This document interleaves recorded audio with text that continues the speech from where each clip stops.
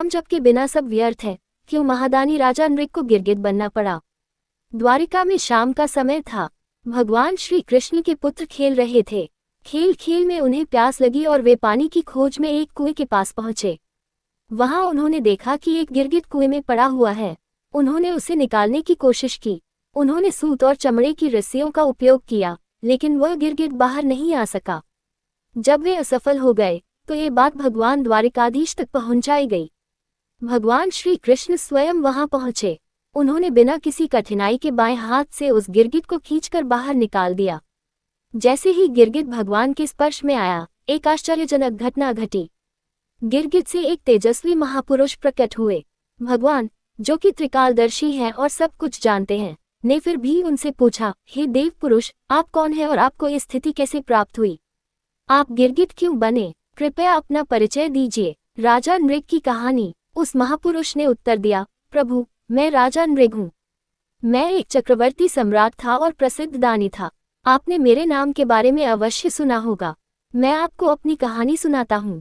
राजा नृग ने बताया, प्रभु, मैंने अपनी युवावस्था से ही अनेक दान किए। मैंने असंख्य गायों का दान किया और वे सभी गायें दुधारू, सुंदर और सुसज्जित थीं। मैंने न्यायपूर्वक अर्जित धन से इन गायों को प्राप्त किया और उनके सींगों में सोना तथा खुरों में चांदी लगवाए। मैंने इन्हें वस्त्र, हार और आभूषणों से सजाया और उन्हें सद्गुणी, तपस्वी, विद्वान ब्राह्मणों को दान किया। मैंने पृथ्वी, सोना, घोड़े, हाथी, कन्याएं और अन्य बहुमूल्य वस्तुएं भी दान की। मैंने यज्ञ किए, कुएं, बावलियां और धर्मशालाएं बनवाईं। लेकिन एक छोटी सी चूक ने मेरी पूरी दानशीलता पर पानी फेर दिया। राजा नृग की एक छोटी चूक का बड़ा परिणाम। एक दिन एक गाय भूलवश मेरी गौशाला में आ गई। वह गाय उस तपस्वी ब्राह्मण की थी जो दान नहीं लेता था, लेकिन मेरी गौशाला के कर्मचारियों ने उसे मेरी गाय समझ लिया और उसे किसी और को दान में दे दिया। जब वह गाय दान में दी गई तो जिस ब्राह्मण को वह गाय मिली, वह आनंदित होकर उसे ले जा रहा था। उसी समय उस तपस्वी ब्राह्मण ने अपनी गाय को पहचान लिया और दावा किया कि वह गाय उसकी है। दोनों ब्राह्मण मेरे पास आए और न्याय की अपेक्षा की। मैंने दोनों को प्रसन्न करने की कोशिश की। मैंने कहा, मैं आपको 1,00,000 गायें और दे सकता हूँ। लेकिन दोनों में से कोई भी राजी नहीं हुआ। दान में दी गई गाय को पाने वाला ब्राह्मण उसे छोड़ने को तैयार नहीं था और तपस्वी ब्राह्मण अपनी गाय को किसी भी शर्त पर छोड़ने के लिए तैयार नहीं था। अंततः मैं धर्म संकट में पड़ गया। मैंने दोनों से क्षमा मांगी और उनसे यह विवाद समाप्त करने की विनती की, लेकिन कोई हल नहीं निकला। राजा नृग बने गिरगिट। जब मेरी मृत्यु हुई तो इस छोटी सी चूक के कारण मुझे यमलोक ले जाया गया। वहां धर्मराज ने मुझसे पूछा कि क्या मैं पहले अपने पाप का फल भोगना चाहता हूं या पुण्य का। मैंने पाप का फल पहले भोगने का निर्णय लिया और इसके परिणामस्वरूप मुझे गिरगिट के रूप में जन्म लेना पड़ा। द्वारिका के इस कुएं में मैं लंबे समय से पड़ा हुआ था और कष्ट भोग रहा था, लेकिन आज आपके दर्शन से मुझे इस गिरगिट के शरीर से मुक्ति मिली। प्रभु, मैं आपका सेवक हूँ और आपकी कृपा से ही यह संभव हुआ। राजा नृग ने भगवान श्री कृष्ण की स्तुति और परिक्रमा की और उन्हें साष्टांग प्रणाम किया। भगवान ने राजा नृग को आशीर्वाद दिया और वे दिव्य विमान पर बैठकर देवलोक को प्रस्थान कर गए। इस कहानी से हमारे लिए सीख, जैसा कि ध्रुवदास जी महाराज ने श्री 42 लीला जी में कहा है, हिम को सुमेर दान, रतन अनेक दान, गजदान, अन्नदान, भूमि दान करही। मोतिन के तुला दान, मकर प्रयाग नहान, ग्रहण में काशी दान, चित शुद्ध धरही।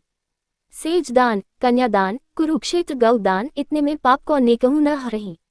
कृष्ण केसरी को नाम, एक बार लीन है, ध्रुव पापी तेहु लोकन के छिन्माही तरही।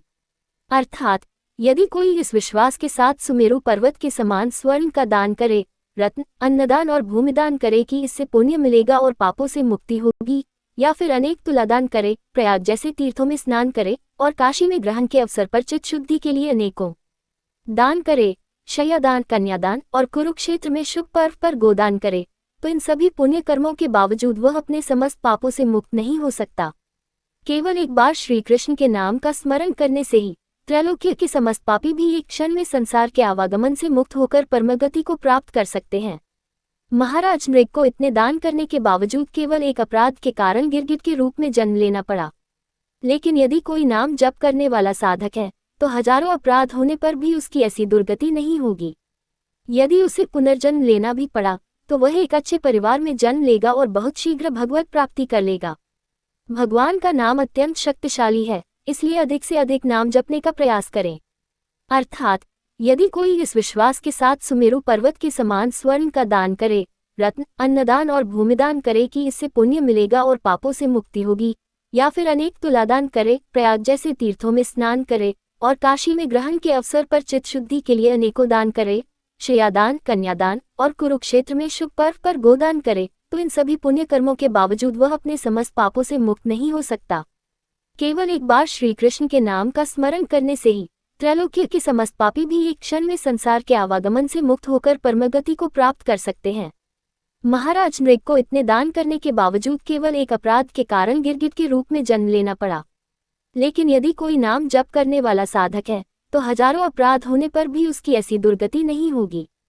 यदि उसे पुनर्जन्म लेना भी पड़ा तो वह एक अच्छे परिवार में जन्म लेगा और बहुत शीघ्र भगवत प्राप्ति कर लेगा। भगवान का नाम अत्यंत शक्तिशाली है, इसलिए अधिक से अधिक नाम जपने का प्रयास करें।